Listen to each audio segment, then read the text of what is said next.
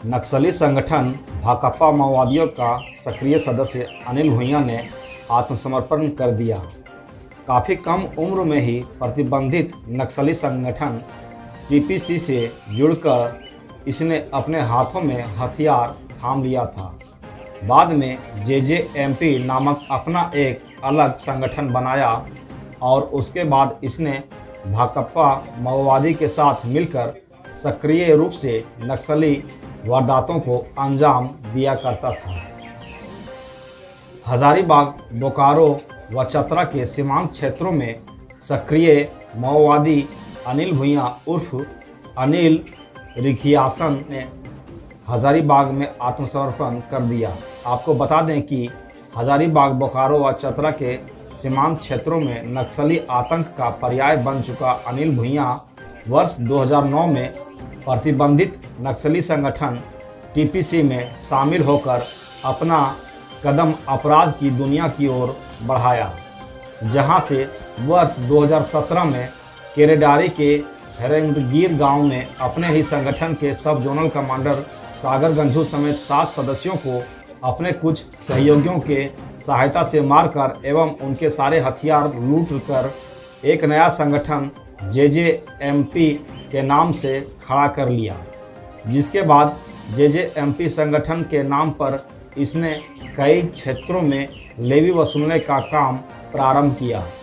Police के द्वारा जब जेजेएमपी संगठन पर नकेल कसा गया तो इसने फिर 2019 में भाकपा माओवादी का दामन थाम लिया, जिसके बाद ये भाकपा माओवादी के द्वारा अंजाम दिए गए छोटी बड़ी घटनाओं में शामिल रहा। इन पर हजारीबाग जिला में कुल 16 नक्सली मामले दर्ज हैं।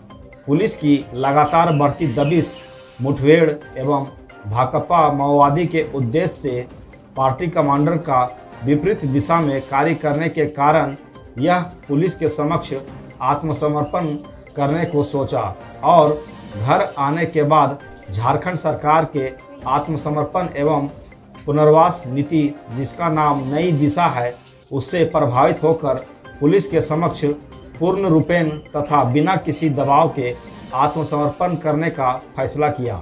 आत्मसमर्पण करने के बाद हजारीबाग जिला पुलिस अधीक्षक मनोज रतन चौथे ने इस बात की जानकारी दी। उन्होंने कहा अब इन्हें 50,000 नगद रुपया अभी रहने के लिए दिया जा रहा है तथा सरकारी फंड, सरकारी सुविधा जो होता है वो इन्हें दिया जाएगा। कितना बड़ा देखिए, आज अनिल भुइयां उर्फ अनिल रिखियासन द्वारा आत्मसमर्पण किया है। झारखंड सरकार की जो प्रभावशाली आत्मसमर्पण नीति है उसी से प्रभावित होकर के आज इनके द्वारा आत्मसमर्पण किया गया है। इनके ऊपर हजारीबाग जिला में करीब 12 से अधिक कांड दर्ज है।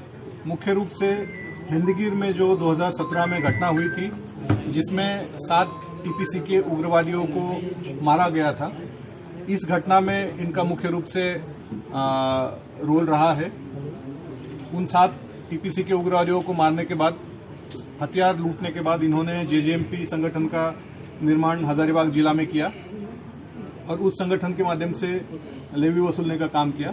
बाद में जब जेजेएमपी संगठन भी यहाँ से खत्म हो गया, उसे खदेड़ा गया, तो इन्होंने 2019 में सीपीआई माओइस्ट पार्टी ज्वाइन की और करीब 3 साल सीपीआई माओइस्ट पार्टी के साथ चलने के बाद उन्हें एहसास हुआ कि सीपीआई माओइस्ट की जो नीति है वो दमनकारी है।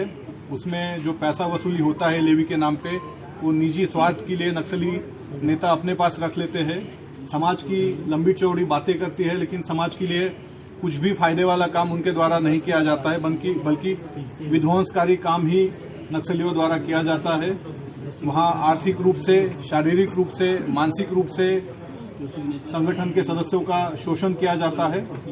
उसी से तंग आकर के, परेशान होकर के अनिल भुइयां ने आज पुलिस के सामने, उपायुक्त हजारीबाग के सामने आत्मसमर्पण किया है। उन्होंने आत्मसमर्पण करने के साथ साथ पुलिस से लूटा हुआ एक 303 राइफल भी आज यहाँ पे समर्पित किया है।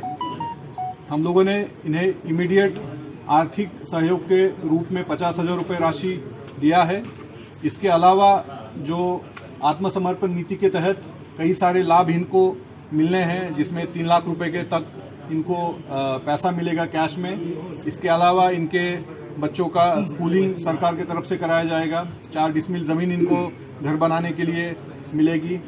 मुख्यमंत्री कन्यादान योजना के तहत इनके अगर बेटी है तो बेटी की शादी के लिए आर्थिक सहयोग राज्य सरकार द्वारा किया जाएगा।